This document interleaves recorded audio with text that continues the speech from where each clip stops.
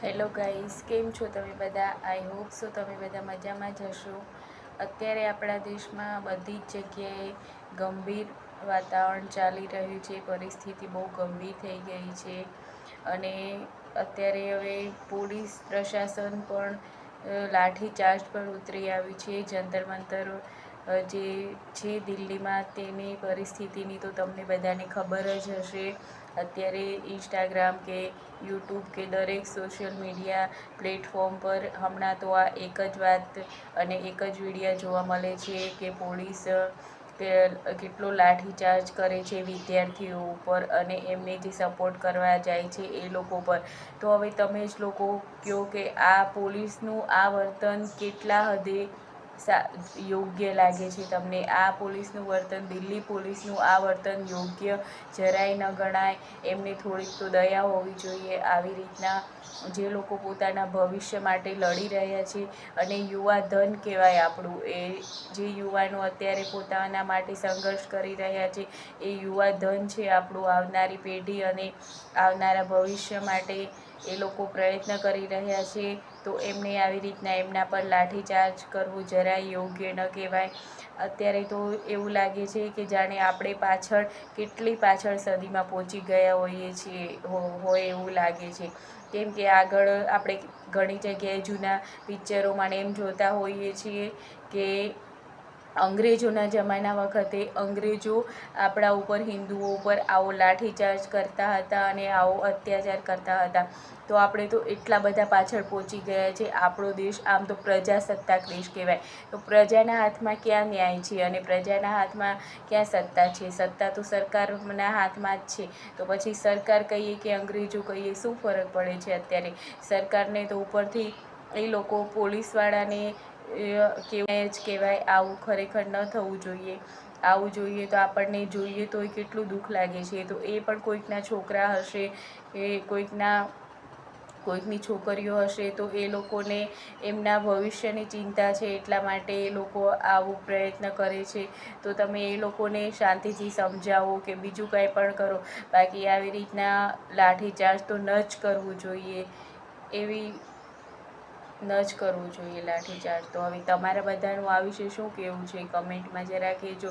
પોલીસનું આ ગેરવર્તન કેટલા હદે તમને લોકોને યોગ્ય લાગે છે કે નથી લાગતું, કહેજો કમેન્ટમાં જરાક. બાકી આવું તો જરાય ન હોવું જોઈએ.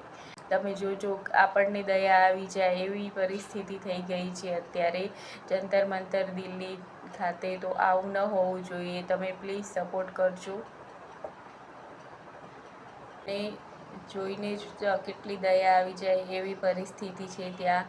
તો તમે કમેન્ટ કરવાનું ભૂલજો નહીં. કમેન્ટ કરજો કે ખરેખર આવું ના હોવું જોઈએ. એવી તો કમેન્ટ જરૂર કરજો અને મારી ચેનલને લાઈક, શેર અને સબસ્ક્રાઈબ કરવાનું ભૂલશો નહીં. Bye bye guys. આ જો મારા હસબન્ડ ગાયને રોટલી ખવડાવે છે. પહેલાં સવારના ખવડાવી હતી પણ ગાય જતી નહોતી, ફરીથી રોટલી ખવડાવે છે મારા હસબન્ડ. અમે રોજ આ ગાય અહીંયા આવે, આ જ ગાય આવે છે અને આને રોજ સવારના મારા હસબન્ડ રોટલી ખવડાવે છે. જો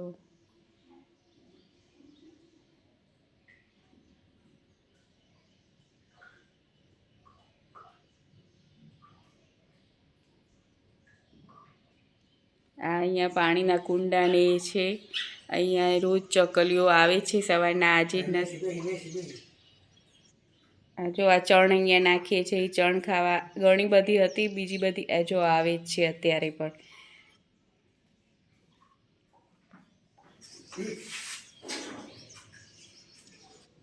આ અહીંયા ચણ નાખીએ છીએ એટલે ચકલીઓ રોજ સવારના, વહેલી સવારના આવે છે.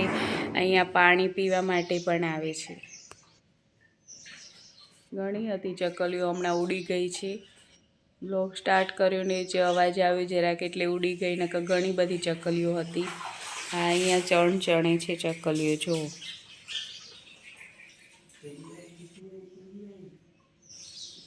જો એક પછી એક આવતી જાય છે, મેળાવડો મળતો જાય છે ચકલીઓનો. પહેલાં એક હતી, પછી બીજી આવી ને હવે આ ત્રીજી ચકલી પણ આવી ગઈ.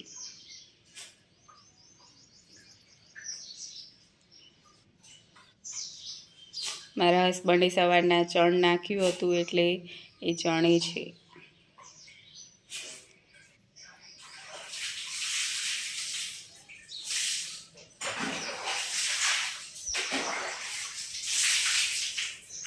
આ જો ત્યાંથી ઉડી અને આ પાણી પીવા માટે બેસી ગઈ કુંડામાં પાણીના.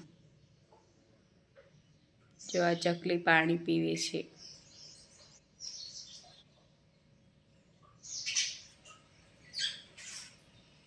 પાછી ઉડીને ત્યાં સામે કોટ ઉપર જતી રહી.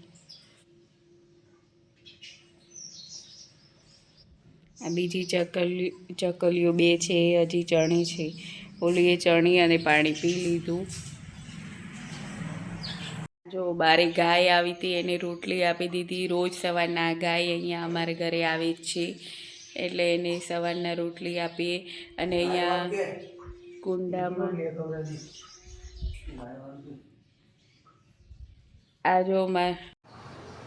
આ જો ગાઈસ કેટલી બધી ચકલીઓ છે. હમણાં હતી ઉડી ગઈ, પાછી આવશે. વિડીયોમાં બતાવું તમને. કેટલી બધી ચકલીઓ અહીંયા પાણી પીવા અને ચણવા આવી છે.